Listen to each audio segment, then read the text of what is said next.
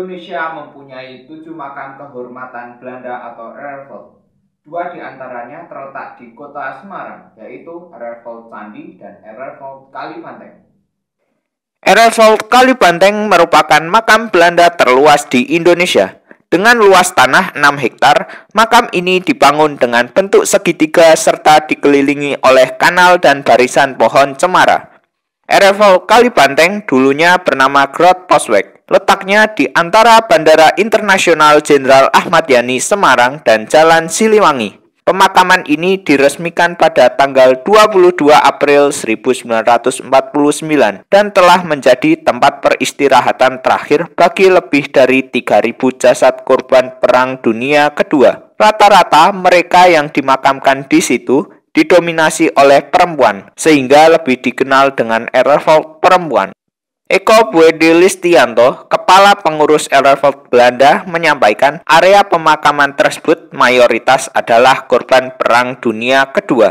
Mereka berasal dari kem-kem tawanan Jepang di Jawa Tengah, seperti Ambarawa, Banyu Biru, Lambersari, Karangpanas pada periode 1942 sampai 1945. Ia menambahkan, di pemakaman ini terdapat makam tokoh emansipasi wanita Belanda terkenal bernama E.H. Baronesse van Hövell. Korban Perang Dunia Kedua itu ada sipil dan juga ada militer. Kalau di sini ada wanita, ada laki-laki dewasa, ada anak-anak juga. Sebagian besar adalah perempuan. Jadi di sini lebih dikenal dengan makam perempuan. Yang cukup sering ditanyakan ya, ada salah satu tokoh yang terkenal yang dimakamkan di sini, yaitu Baroness van Hövell. Dia adalah salah satu tokoh emansipasi wanita pada zaman itu. Jadi dia yang memprakarsai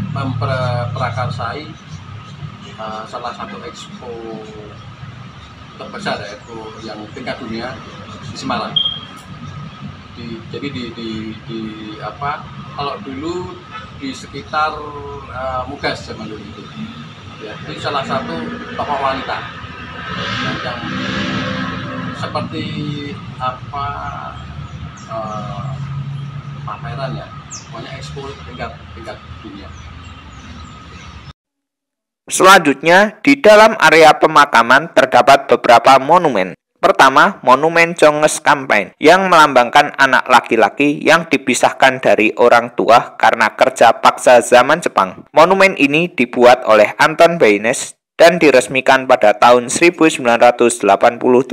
Kedua, monumen seorang wanita tegak yang sedang merangkul anak-anak. Monumen ini melambangkan mereka saling mendukung satu sama lain. Patung ini dibuat oleh Maria Gropius dan diresmikan pada tahun 1954.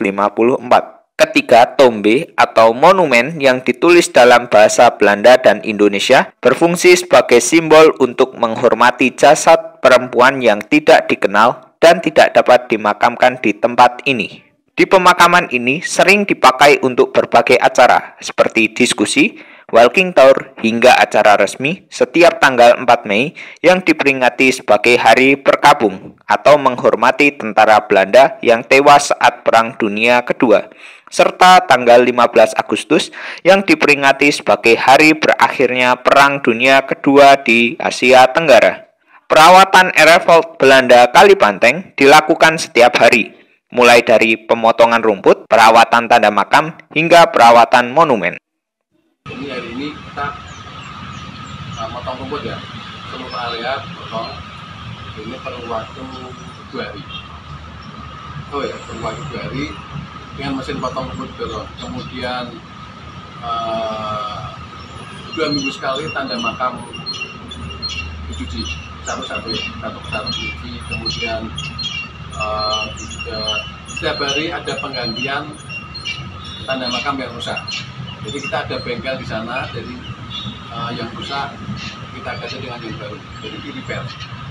Ada pengecatan, ada pengamplasan, kemudian pemotongan tanaman rutin, pencabutan itu tanaman liar, jalan-jalan setapak, dan juga perawatan kolam, bangunan, dan mungkin penyiraman tanaman ya, kalau musim kemarau kita setiap hari menyiram tanaman.